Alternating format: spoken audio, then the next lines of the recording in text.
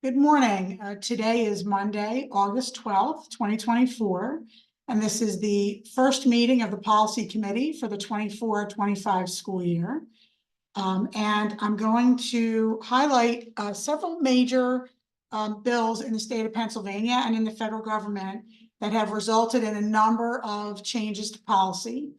And with our board members today, we have one of our two new student representatives I'd like to introduce to everyone, Ari Schwartzman, who is a member of the junior class. We're excited to have Ari with us from the train as he travels back to the district. And we should have Bryn McGay on as well shortly, our second student member of the policy committee. We also have members of the administrative team with us, and I want to thank all of them. This has been a significant set of policy reviews that had to be conducted this summer as a result of those changes at the state and federal level. And we've taken a lot of time to make sure that we're able to get these policies to you in time for the start of the school year, because a number of these policies require changes effective August 1st. And so it's important that we get these board approved ideally at the next board meeting on the 20th, and then final approval for the second reads on September 3rd, the first day of school. Emily Kerr has worked with our school district attorneys on all the policies related to staff. Michelle Lutz has worked with our attorneys on all of the policies related to students, and Brandon Lutz and I have worked with our attorneys on the artificial intelligence policy, which is brand new in the state of Pennsylvania this year. And then I also want to thank Dr. Johnston for joining us, because a number of these policies have intersections of student and staff life. So I'm going to share my screen, and I'm going to begin in agenda item 1. All of these policies, and for the members of the board, if there are any questions at any time, please don't hesitate to ask. All of these are minor changes to align with some updated terminology and school code as a result of an omnibus bill, Act 33 of 2023. And it may seem late for us to be addressing items from a 2023 bill, as we typically meet quarterly. However, it took the state of Pennsylvania School Boards Association months to be able to review the very significant list of policies that were impacted by Act 33. This group, this first agenda, is a series of very minor changes, specifically with regard to a few areas, and I'd be happy to go into any individual policy if you like. But essentially, the state removed the word Juul, J-U-U-L, which was a vendor of vaping products, and replaced it with all vaping products as a more general term, because as you well know, vaping products have really expanded, not only in the state of Pennsylvania, but across the country. And so there are many vendors now who provide vaping products. So as you'll see in the policies, there are a number of references to Juul that have been removed and replaced with just vaping products. In addition to that, there are several references to law enforcement agency replacing local police department. And that seems to be a more expansive definition that allows for the accommodation of a number of school districts in the state of Pennsylvania who have law enforcement agencies. Perhaps they are state, perhaps they are local, but it allows for a broader terminology to cover those actions.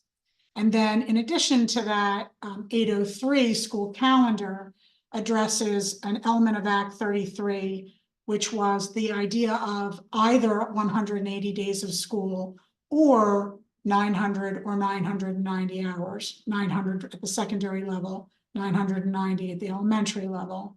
And that, as you well know, we've discussed at earlier board meetings, but this codifies that change in board policy. Beyond that, all of these policies in agenda item 1 reflect those two items of terminology: law enforcement agency and the replacement of Juul with tobacco products. And then the school calendar is a little bit different. But if there are any questions on any of these policies specifically, we're happy to go into them and answer it. Otherwise, I feel that they're minor enough that they would require only one reading of the board and could be placed on the board agenda August 20th and approved that evening for immediate change. Are there any questions from members of the board on this set of policies? No, I do not. But I guess my only question would be noted somewhere in terms of what those changes are, or what it used to be and what it is today, or what it's created to. And that's fine. Okay, great. Yes, and so for example, if I pop into a draft policy and I go into, for example, I'll try 222, a student-related policy on tobacco and vaping products. What you'll see in the draft policy, which would then be brought forward to the full board on Tuesday evening, a week from tomorrow, is those changes. So you'll see that Juul is crossed out. And you can see, and all board members can see these changes.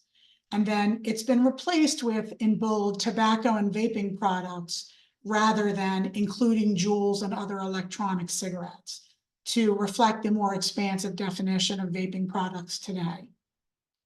And then you see that several other times throughout the policy.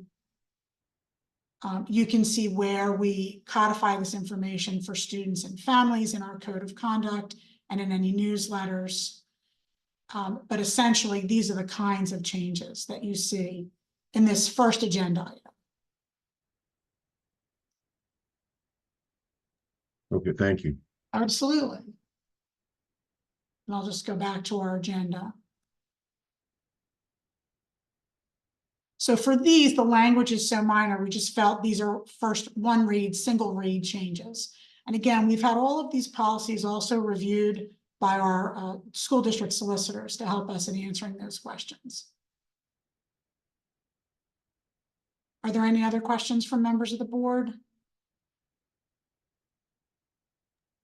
None for me. Okay, thank you. So I'm going to move. Good morning, Bryn. It's nice to have you with us. I'll move to agenda. Hi, I'll move to agenda item 2 then. And so these additional minor changes, you're going to see some more substantive changes in policies related to 103 and 104 a little later in the board agenda. So policies 103 and 104 have minor changes that simply refer to new policies. And I'll head back into the draft policies so you can see that. These are all related to the changes under Title IX, 2024. However, as you'll see, our solicitors have recommended to us that we maintain policies 103 and 104, which have to do with discrimination and harassment regarding students and staff. They've recommended that, as we did with 103.2 and 104.2, which were extension policies related specifically to sex-based harassment, that we do the same under the new Title IX. And this could get a little bit confusing, so please let me know if you have any questions. So a number of years ago, we added 103.2 for students who are victims of harassment or alleged victims of harassment or sex-based discrimination, and 104.2 for staff who are alleged victims of harassment, sex-based, or discrimination. They recommended that we leave 103 and 104, the sort of overarching policies, as they currently exist, but reference additional policies that specifically address the items under Title IX. And so you'll see in green here, all allegations of sexual harassment and discrimination on the basis of sex occurring on or after August 1st, 2024, shall be first evaluated under policy 103.3, non-discrimination on the basis of sex. So later in the agenda, you'll see that we have created a new policy specific to items relative to August 1st, 2024 and later. You'll see the same reference in 104 with regard to staff. And again, that is because under our legal guidance, it's recommended that we maintain the existing policies 103.2 and 104.2 for any allegations that were alleged to have occurred prior to August 1st, which would fall under Title IX, 2020, and then create 103.3 and 104.3 for any allegations alleged to occur August 1st of this year or later, because the procedures and the guidelines for the steps the district is to take, they are different, slightly different, prior to August 1st versus post August 1st. So if I go back to the agenda, let me just drop back in. These are still minor changes to policy for these 4 policies. The first 3 simply reference the new policies that will be effective August 1st, 2024. And so we still consider these one read minor policy changes. 801 is also a minor policy change, and essentially 801, and I'm happy to go into that policy just to highlight it for you. Scroll back up, excuse me.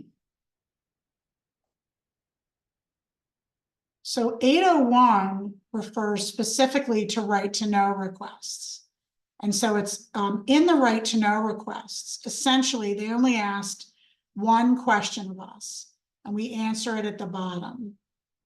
And that question is, do anonymous requests for right to know hold in our district? And we had already made that decision as a school board a number of years ago that we were not going to answer anonymous requests or right to know requests. And so we certainly will answer any right to know request under law, which is any member of the district or any member of any community who identifies themselves either as an agency or as an individual, but we will not respond to an anonymous request. And so this is from our perspective, a minor change, because essentially we're not changing the policies or practices of the district, but we are clarifying under the new right to law requests. Are there any questions at all about these 4, again, what we consider to be minor language changes to policy? Yes. Can you quickly elaborate on exactly what a right to know request is? Sure, no problem, Ari. So a right to know request is when a member of the community asks for data or information that they have, quote, a right to know. And there are a variety of occasions on which we do receive those requests. It may be something as simple as my salary, frankly, which is public knowledge. It may be whether or not we have submitted our data on time to the federal civil rights organizations that we are required to send discipline data, attendance data. So any state reports or federal reports that we're required to send. It may be that a community member is interested in knowing all of the athletics that we offer and whether or not we're meeting Title IX obligations under fair right to play. So it's a right to know law, and members of the community can make those requests to our business administrator at any time. And then she will gather the information. She'll have it reviewed by our attorneys to make sure we're not releasing any information that is private or protected. And then we'll get that information to the person who's made the request or the agency who's made the request. Okay, thank you so much. You're welcome. Members of the board, are there any other questions about these 4 policies as they're currently revised? I have no questions at this time. All right, I'm going to head to item number 3. Now, these are substantive changes, and I do feel that they require individual review. So I'll go through these policies one at a time. So in the 200s, We'll start with policy 234. So Title IX has significantly changed the way in which districts should support any students who are pregnant or married. And so what you see here in bold, all of the language in bold is new language under the 2024 Title IX. And so essentially, it might as well be a brand new policy. Now, I will tell you that we have had very limited interaction with this policy because we have had very few students report to us that they are pregnant and request accommodations over the years. However, we believe firmly that students who are pregnant should absolutely be provided safe accommodations during the course of the school day and overnight, as is relevant to their safety of their pregnancy. And so you're going to see here that all of this language in bold is new and relevant to Title IX. Are there any questions about policy 234? Okay, I'm going to shift to 247. Yes, Mr. Jordan, did you have a question? No, I just said no questions at this time. That's what I was saying. Okay, thank you. So policy 247 is next. Policy 247, the reason why we're suggesting that these are substantive changes is because we do think it's important when we're dealing with anything that would be related to student safety, that we make sure that the board is very clear on what the new Title IX policy suggests or recommends or requires. And so you can see here under guidelines that we are checkboxing the things that we currently do to reinforce the dangers of hazing with our students. So we distribute written policy, we publicize it in our handbooks, we have verbal instructions by coaches and sponsors at the start of every season. And so all of this we feel is essential to making sure that students understand the dangers of hazing. This is also included in the verbal instructions by coaches in our Positive Coaching Alliance presentations to students. And then in addition, you'll see here those changes to local law enforcement rather than police that we've referenced earlier in the agenda. And then finally, for students, you can see what are the potential disciplines of students. We do not fine students, but we do have hazing within our code of conduct, and we have disciplinary consequences there. So these are the changes, and while some people may consider them minor, we think hazing is such an important topic that we wanted to make sure it had a second read. So that anything major, we would consider having 2 reads on August 20th and September 3rd. Are there any questions at all about our hazing policy? I have no questions at this time. Thank you. Okay, so I'm going to move to bullying, cyberbullying. Similarly, this is a policy that we really believe is important for students and the impact on students. And so we want to make sure that this gets 2 reads. The bullying policy, let me work my way through. You can see that the board had made the decision some time ago that we would choose to check intentional, electronic, written, verbal, or physical act or series of acts which occurs in a school setting and or outside a school setting that has a substantially interfering impact on a student's education, creates a threatening environment, or substantially disrupts the orderly operation of the school. So the district has the option not to check outside a school setting. So for example, anything electronic, written, verbal, or physical that might occur in the evenings, in the neighborhood, on social media from a personal device.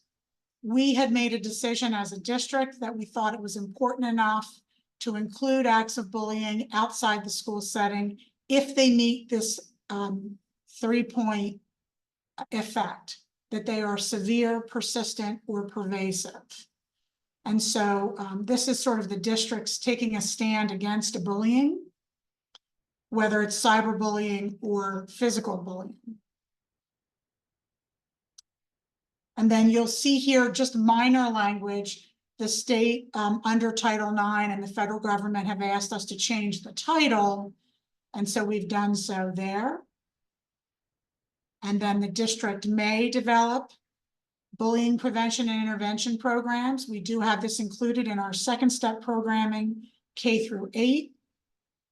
And then you can see consequences for violations. All of these are potential consequences in Springfield Township schools. And then they recommend that we do not utilize a campus climate survey for this purpose. As you know, we administer a belonging survey 3 times a year, every year, but they do not recommend that we codify that in policy. And so these we consider, again, a major policy consistent with our existing bullying and cyberbullying policy, but we thought it was important that it get 2 reads under the new Title IX regs. Are there any questions or concerns about policy 249?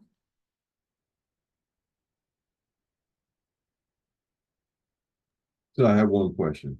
Okay, In the case of, say, expulsion, is it yes. still the district's responsibility to place the child in another school district, or how does that work per se?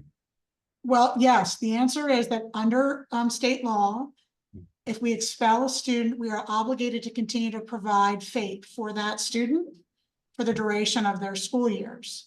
And so, for example, under the weapons policy, if we expel a student for 1 year, we educate that student in a free and appropriate public educational institution for that 1 year period of expulsion before hopefully successfully transitioning a student back to the district if it's appropriate to do so.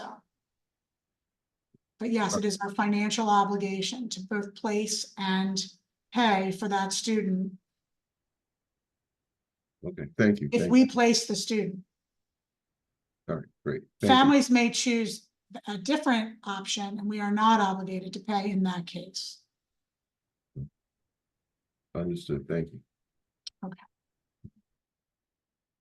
All right, so the next board policy is 252, and again, the language may be considered minor, but this was a policy that was impacted by Title IX, and we wanted to set the statement that dating violence is a serious offense, and we want to make sure that we're communicating that to our community through a set 2 read of this policy, a double reading of this policy. So you can see here that we have a complaint procedure. If a student feels they have been subject to dating violence, they can report that orally or in writing to the building principal, the guidance counselor, or the classroom teacher. And we will then take appropriate steps under Title IX guidelines in order to meet the needs of that student. And we also, under Title IX, and you'll see that shortly, we are bound to protect both the accuser and the accused under Title IX. Are there any questions? This is, I know, minor language, but we felt it was important to put it under this agenda item. Any questions at all on dating violence? Okay, so then I'm going to move into the policies that directly relate to staff. Policy 317.2, educator misconduct. This policy, as you'll see, was revised in this section on the definition of sex-based discrimination or harassment. It's, again, minor language, but we felt it was important to include in this agenda item. Are there any questions on the educator misconduct? Okay, I'm going to move to personal necessity leave. So this policy, again, and I want to thank Emily Kerr for reviewing this with our attorneys. You can see here that we have added the word confidential under authority, and we have asked that people report to their immediate supervisor their request for personal leave. We've also checked that the requirement for advance notice may be waived in accordance with applicable law and regulations. We are in agreement with that section. We've also noted bereavement leave. And Emily, I'm not sure if there's anything you want to highlight about this policy in your review with our attorneys. No, it's pretty minor changes, and it's pretty standard. It's just basically for people taking personal days, which they have, or they are provided under their contracts or agreements. Are there any questions at all about personal necessity leave? None for me at this time. Okay. Uncompensated leave, very similarly, we just have a few minor changes. We've added the word confidential. We have highlighted anything extending beyond 5 workdays requires approval by the board. That is contractual. And then we have our guidelines, which we've checked those that currently are in place within our board policy and within our contract with our bargaining unit groups. Emily, is there anything you want to highlight here? No, this was pretty standard. We've always had an uncompensated leave policy in the district, and it's kind of our safety net that we collect really any type of personal necessity leave that's not already provided by a bargaining unit agreement, so that staff can take off if they need to and still have their job held for them to return to up to 1 school year. Are there any questions about the change in this policy? None for me at this time. Thanks. Thank you, Sean. Okay, so I'll move to 824, which is the last one in this agenda item. So policy 824, maintaining professional adult student boundaries. Again, this is a policy with minor language changes, but it was impacted under Title IX, 2024. So we felt it was important that we include that.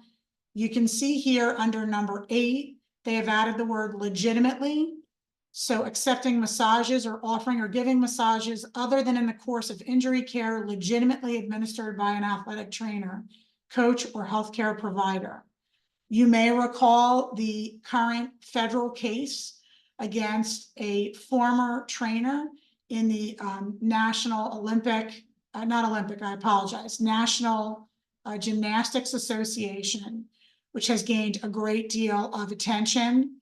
And I believe that because some of the alleged behaviors were considered to be illegitimate uses of the trainer's expertise in order to harass or assault members of the gymnastics team, I think that that's why that language has been changed. And then you'll see below, they've also added the phrase, or asking students to keep any conversation, gift, or activity a secret. So not only telling a student personal secrets or sharing personal secrets with a student, but added, or asking students to keep a conversation, gift, or activity a secret, an important additional phrase. And then you can see here, adults shall not follow or send or accept requests for current students to be friends or connections on personal social networking sites. And so it's important information in this current social media age that our adults maintain a lack of contact with students in their social media accounts. And then you can see there, consistent with such relationships, replace the word normally, and then those same changes in the reporting, either orally or in writing.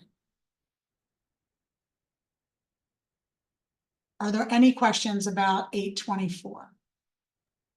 Sorry, I don't have a question, but I have to get going soon because I have water polo practice. Thank you, Bryn. We really appreciate you being with us. We'll see you at the next meeting and good luck at practice. Thank you. Bye. Bye. Are there any other questions? No questions for me at this time. Okay, so I'm going to move back to the agenda. These are all of the policies under agenda item 3, and they would be presented as a group on Tuesday evening for board approval. Okay, and then the 4th agenda item is a quick one, but one that we have been working on with the township. And they have made the request that we take a look at policy 707. So policy 707 actually has two changes. And one of them is not a change in recommended practice. It's just that the language related to vaping products in using school facilities, having vaping products on school grounds is barred, but they took out the word Juul and replaced it with vaping products, similar to the rest under Act 33. But the component of it that is change that the township had requested of us, and we were happy to oblige, is, and I'll move up here to be able to show it.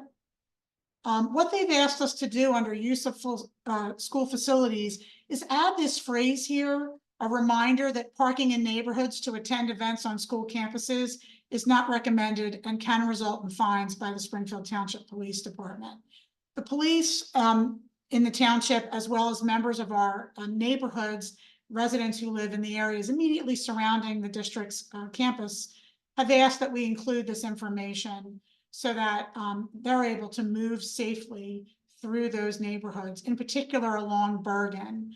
And so we're happy to do so and provide this reminder to the community. We'll also include it in the attachment that members of the community complete when they are asking to use school facilities. It'll provide that reminder to them to provide to the members of the community who are going to be participating in whatever that use of school facilities is. Are there any questions about policy 707? Hi, it's Eileen. I have a question about this one. I know over the past year, there's been some issues with community members using the school facilities during school hours when there's students present. I didn't know if there was, I know there's probably, I'm guessing maybe language in here about that, or if not, how do we fix that or make it worse for them? Because I know you said there was like someone on the track who refused to leave even when the police came. Yes, we did unfortunately have that one instance, but I will say that that resident did not return on any subsequent days and has not created any issues for us to this point since that date. So I do think it's important for us to communicate this information to members of the public. And then, yes, the information does have limitations, that they are not able to be here during school activities or during school hours. So that's under limitations. And then we do have under the application evaluation, if there's conflict with any school sponsored activity, if they're trying to use the facility too frequently, in other words, they're blocking it from other people. And then you can see here, and I just want to make sure I point out to you under limitations. So all activities must terminate and all individuals and community group members must exit by a certain time.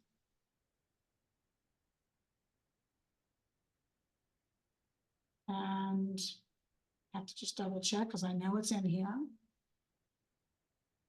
It may be in the actual form, Eileen, but if you want us to add a phrase, we can certainly do so.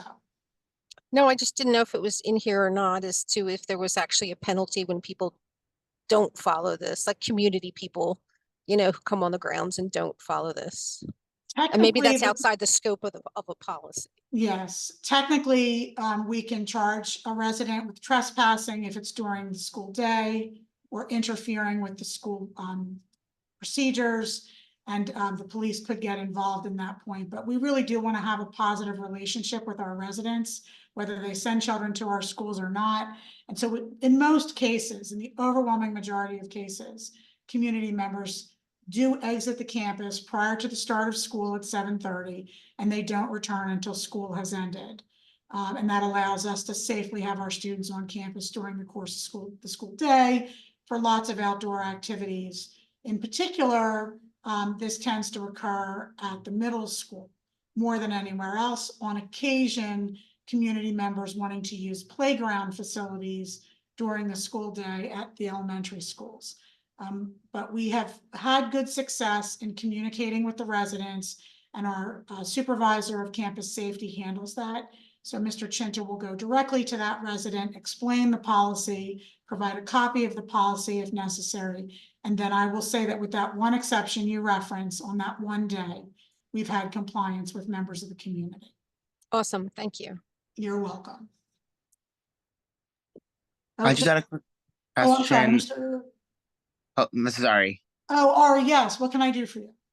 So I saw the 10 o'clock p.m. cutoff for all use of school facilities. Is that like completely set in stone? Because I know that in past years, I think it was before COVID, there was a specific event ran by the Strategic Games Club. It was a charity event where it was supposed to be 24 hours straight of games. In the past few years, we have not done that. We have done the 10 o'clock cutoff.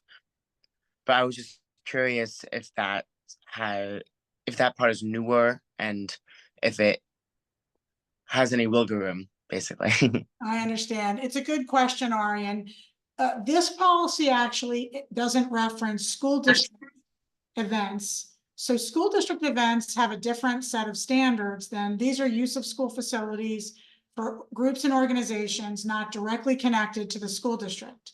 So clubs and activities, in theory, could we, in the gymnasium, for example, have a 24-hour charity dance-a-thon? We could. The outdoor activities are where we've really tried to cut off at 10 p.m. And that is in order to be kind and responsible and respectful to our neighbors. Because, for example, music being played in the stadium after 10 o'clock is disruptive to the sleep patterns of our neighbors over on Fraser Road. Or similarly, if we had something outdoors at the middle school track, like a carnival, for example, that was for charity or that was a fundraiser for the district, that would be disruptive to the residents on Bergen and perhaps even across Paper Mill. So indoor activities, we've got a little bit more flexibility than outdoor activities. Does that answer your question? Yes, thank you very much. You got it, no problem. We're happy to support the clubs and activities of the school. Okay, so I'm going to go back to the agenda. And then we have a few new policies, and these are substantive and directly related to changes that have occurred either at the federal level or at the state level. And so I'll start with 103.3 and 104.3, and I'll go into the policies. So 103.3, I will share with the board and any community members who are joining us that the Pennsylvania School Boards Association did provide a draft policy for the board's consideration. However, in reviewing that policy with our solicitor, we determined that we wanted our solicitor to draft another policy that was in alignment with that was provided by PSBA, but was perhaps clearer in language. And so this policy that you have in front of you was drafted by our solicitor and reviewed by our team. That includes both our Title IX coordinator, who is Emily Kerr, and our Title IX, I'm going to say second in command, supervisor for all student-related Title IX issues, Dr. Lutz, Michelle Lutz. And so you'll see all of the references at the front end. I do want to share with you that before the board meeting on Tuesday, all of these references at the top above purpose will have the appropriate links. We were struggling to get the links in for this morning, but we will have those links in place. All of these references come directly from the PSBA policy and the recommendations of our attorneys. In addition, because all of the language is new, you'll see nothing in bold because every word is new. But this is in alignment with Title IX 2024, which under federal law is the district is bound to follow effective August 1st of this year. It also is in alignment, and you can see here the consent section we wanted to highlight for you. You can also see that these are in alignment with Board Policy 832, our equitable practices, and in alignment with Board Policy 253 on transgender students. So we just wanted to make sure that you knew that we worked to make sure that all of these policies were in alignment with those two policies, which were existing policies of the board. and we're in alignment with the PSBA recommended policy.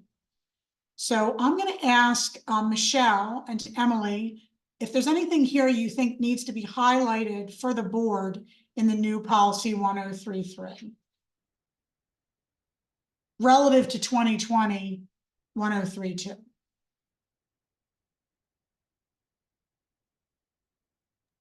I was gonna say, I think it's pretty straightforward. It's really following the legal guidance that we've received. You'll notice we selected again to go by the preponderance of the evidence, which is what we had previously selected under the 2020 guidance. And we're just continuing to do that as well, and just making the changes that the Title IX regs of 2024 require. Thank you, Emily. Michelle, is there anything else you'd like to highlight in the policy here? No, I think Emily hit everything.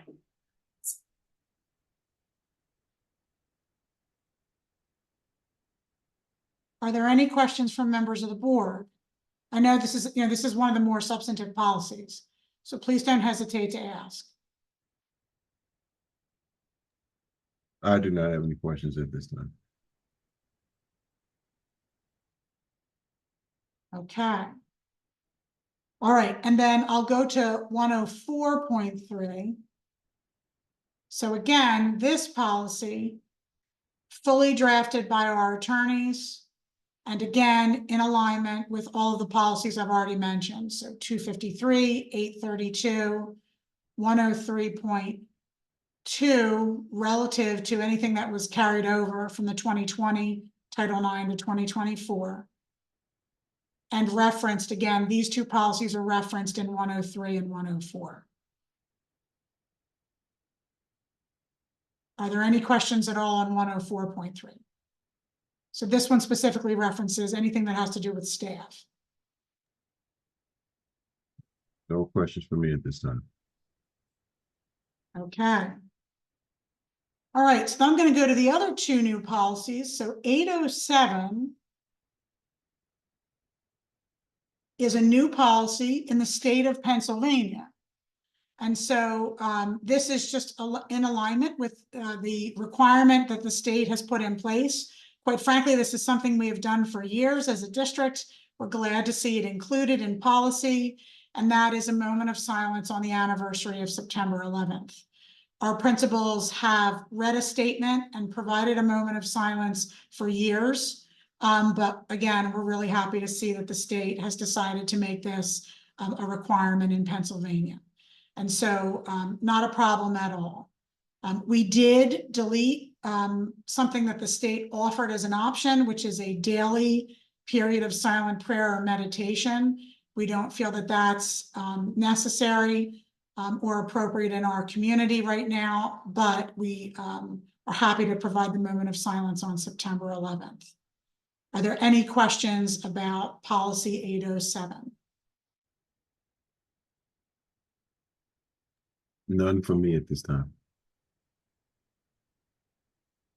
Okay, and then the last policy on the list with any big change or substantive change would be a brand new policy, use of generative AI or artificial intelligence. This is a brand new policy. So again, this is something that we have been working on for the last 6 months. We're really happy to see the Pennsylvania School Boards Association create an AI policy. This policy utilizes Teach AI as a primary source of information, and it is in alignment with the draft policy we provided to the board and our staff on May 1st of this year. So as you know, Brandon Lutz, our Director of Technology, has been working across the county, and we have attended a number of conferences and workshops on generative AI, and have created an in-district committee who have been meeting on a monthly basis since January, after a survey we provided to our staff on AI in December of 2023. So we're very happy that the AI policy has been provided by PSBA. We have made the selections that they've provided for us relative to who manages artificial intelligence in our district. We are, again, going to continue to meet as a district committee to be able to vet any sources of artificial intelligence that are available to make sure that they are safe and appropriate for our students to use. Are there any questions at all about new policy 815.1? Yes. Ari, I know you just came from a big conference about this, so what questions do you have? So the main thing that I was curious about is the idea of teacher use of AI checkers or AI detectors in student assignments, because I know that there are many teachers. I'm not sure if it's in this district or there are many tools out there that advertise the ability to detect AI in a piece of writing. And I was curious what the policy, or if there is a policy about the use of those. So Ari, that's a great question. This is the policy that would go into effect September 3rd after a second vote of the board. So under board policy, there has to be 2 readings of any new policy. So this policy would be reviewed by the board and hopefully approved on August 20th at a first reading and September 3rd at a second reading. After the policy is board approved, then it is the job of the administrative team to develop administrative regulations.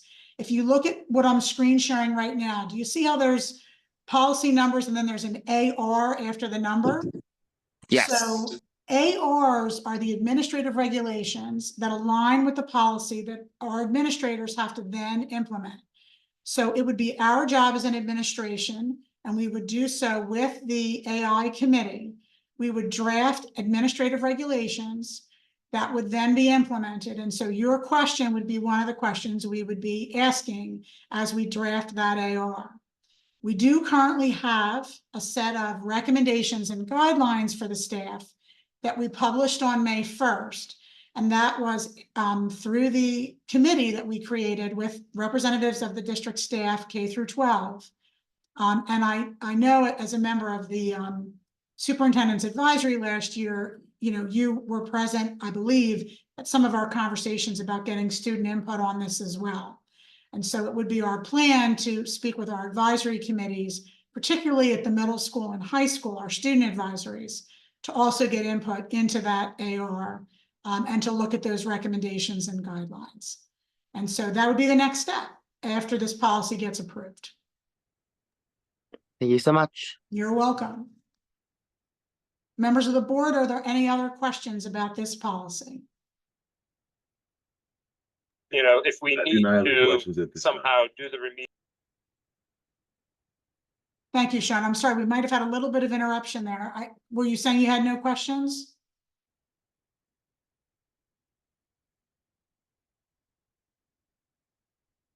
Also, I was doing some I'm digging sorry. and I we said, did yes, no see, questions at this time. this Apologize. Thank you, Yeah. Sean. I appreciate on that. the Okay, so I'm going to go to agenda item 6, changes in policy titles.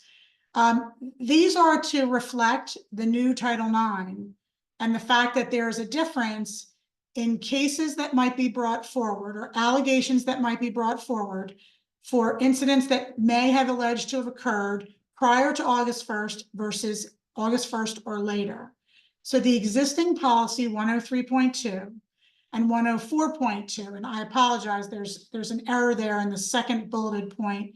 It'll be 104.2, employment and contract practices, and 104.2 prior to August 1st.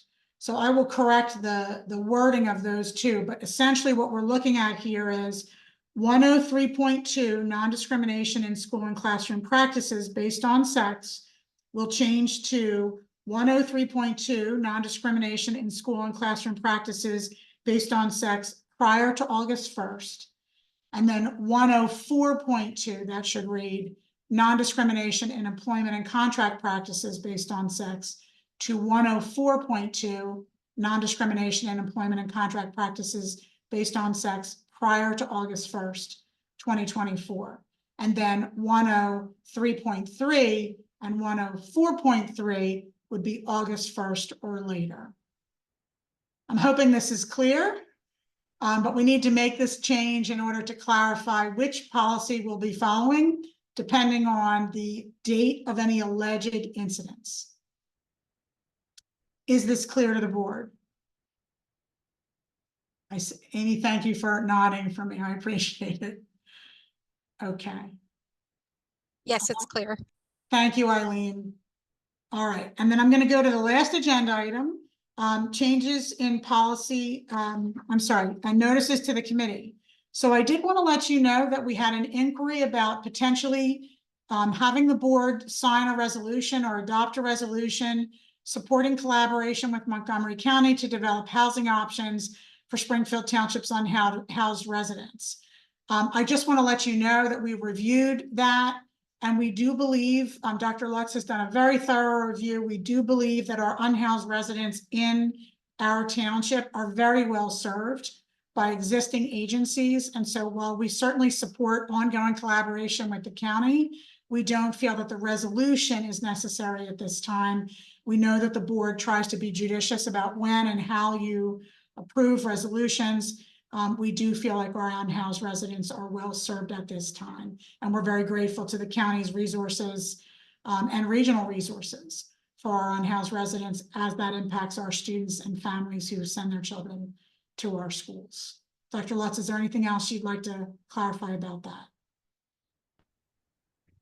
Just that we have a number of families who experience homelessness in Springfield Township. And most of those families fall under the classification of they've had some type of disaster in their home that they own, such as a fire or something related to that. And so the Red Cross is always very helpful with those situations, but those families are very temporarily displaced and ultimately return to district when their house is repaired. Thank you, Dr. Lutz. Also wanted to share that annual notices and posting of district policies, as you know, is a requirement. There are a long list of policies that are required to be notified to families on an annual basis and posted. They have been, all of these updated policies, when board approved, will be added to the district website. The existing policies are on our website currently and will continue to be so until the board approves any changes to policy or adopts any new policies. We'll also provide those annual notices to families in our communication to families, which is actually this week, to all district families. So that's coming. In addition, wanted to make sure I reiterated that all policies related to Title IX 2024 have been reviewed by both our district council and our administration to make sure that they align with current policies 253 and 832. And so I know this is a long list of policies and this is nearly a 60-minute meeting, which we try to stick to an hour, and we have some time for public comment. But I did want to, just mention that there's a number of very important policies here that have been dropped down by PSBA over the course of the summer. And I'm grateful to the board for being able to come on in an August meeting, and grateful to our team for all the time they took to review them. So I can move to guidelines for public comment. Just a reminder, and I think we have some members of the public here. And so if there are, and I'll stop share. If there are members of the public who have any comment, if you would just raise your hand, and then we'll be happy to hear your comment.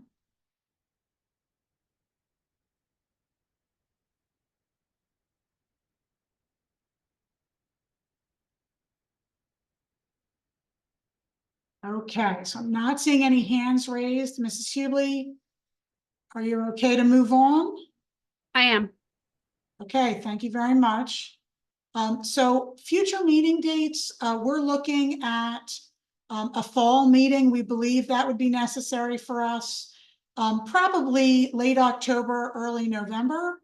And we'll let you know as the state makes any modifications or adjustments.